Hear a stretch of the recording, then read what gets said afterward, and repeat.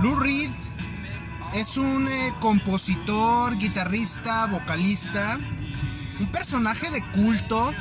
No podría decir un personaje famoso porque no lo fue realmente. Y parte de su carrera sirvió como indicador o como camino a seguir por otros artistas de culto que buscarían trascender musicalmente a pesar de no ser abrazados por el gran público.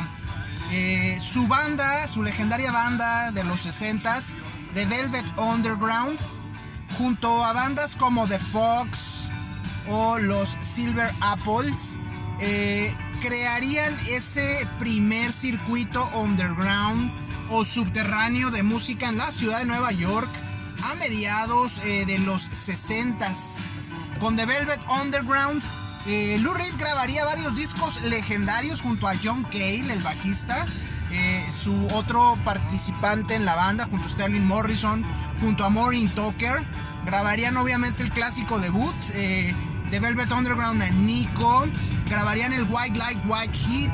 Grabarían el tercer disco homónimo de la banda. Y finalmente grabarían el disco Loaded. Ya para ese entonces Lou Reed decide dejar la banda, decide olvidarse de la música. Y pasa algo muy curioso.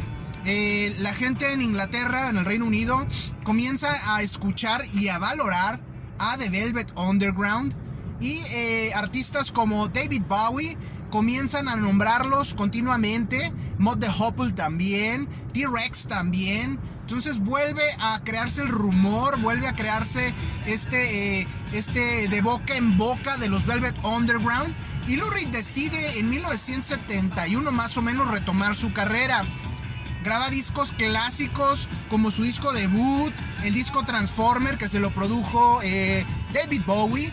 Graba el disco Berlín, producido por el señor Bob Ezrin, productor entre otras bandas de Pink Floyd, de los Kiss, por ejemplo, de Alice Cooper.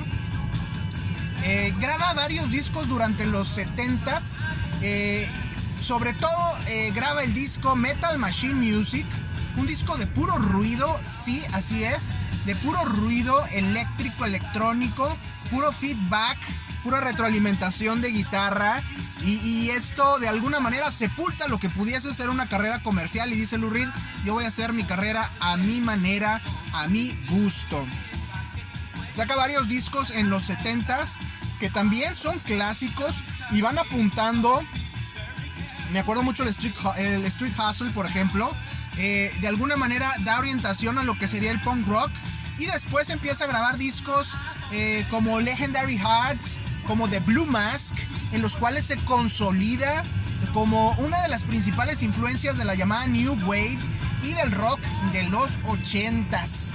Durante los finales de los 80s, principios de los 90s, graba otros discos clásicos que ya lo confirman como figura de primer nivel: el famosísimo New York, el Set the Twilight Reeling, se me olvidó el nombre, uno de mis favoritos, Magic and Loss. Y básicamente queda establecido el nombre de Lou Reed como uno de los grandes músicos de toda la historia.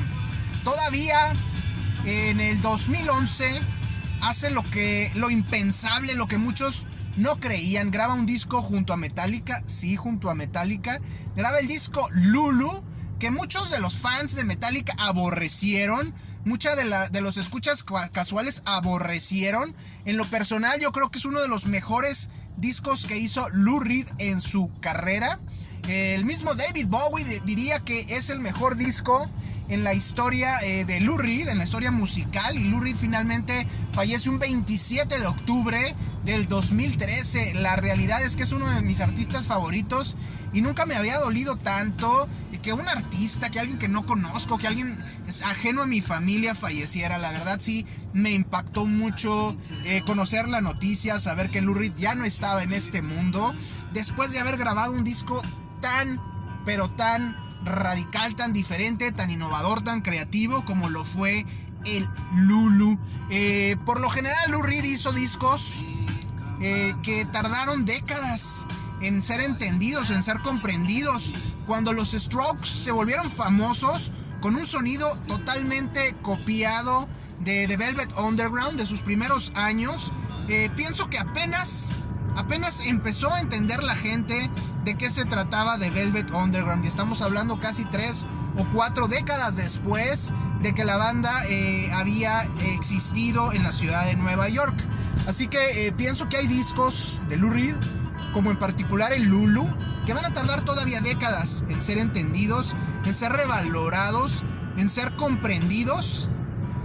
Es algo difícil. Creo que Lou Reed solía hacer música muy adelantada a su época, solía tener una visión muy hacia adelante, muy hacia el futuro, y eso lo hacía verse como alguien radical, como alguien que no le interesaba ser escuchado, como alguien que hacía música para sí mismo, aunque la realidad es que Lou Reed estaba creando la música del futuro. Para quien no lo haya escuchado, vale mucho la pena escucharlo. Vale mucho la pena escuchar lo que grabó con los monumentales de Velvet Underground. Su carrera un tanto complicada en los 70s, en las que se enfrentaba a las grandes disqueras, se enfrentaba al gran público, se enfrentaba a las limitaciones de la industria musical. Finalmente es abrazado por los punk rockers a finales de los 70s, es abrazado por la New Wave a principios de los 80s, se consolida como gran figura de primer nivel en los 90s, y todavía se atreve a hacer algo impensable: grabar un disco con Metallica. Lou Reed, como les digo, falleció un 27 de octubre del 2013, triste noticia. Por ahí han salido un par de discos con demos de su primer disco, del disco solista primero que grabó. Han salido algunos demos de antes de que grabara con The Velvet Underground, algo acústico, algo muy similar a lo que hacía Bob Dylan. No es música de primer nivel, son demos principalmente. Ojalá y más adelante nos encontremos, como pasó con The Velvet Underground, música por ahí que dejó Lou Reed regada, abandonada, olvidada, y que nos resulte de muy buena calidad.